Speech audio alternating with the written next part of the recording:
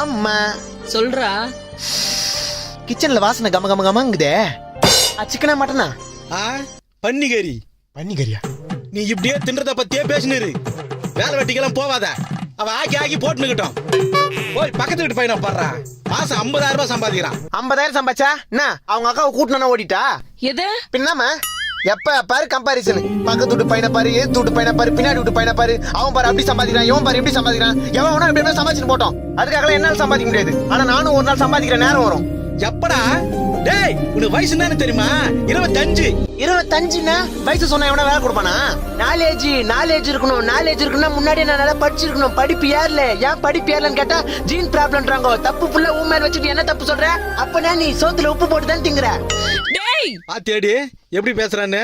உன்னை என் தோல்ல தூக்கி வளர்த்ததுக்கு என்ன குழந்தையா இருக்கும்போது கொண்டுக்கலான்றியா?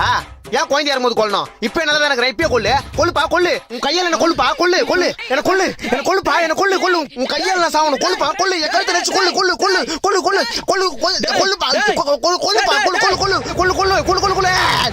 டேய் என்னடாச்சு உனக்கு? எந்த அப்பனாவது பெத்த பிள்ளைய கொல்லுவானா? அப்ப நீயே சொல்லு. நான் என்னதான் சின்ன வயசை தாண்டினாலும் வேலைக்கு போடான்னு சொல்லி என்ன நோண்டிக்கினே இருக்க கூடாது.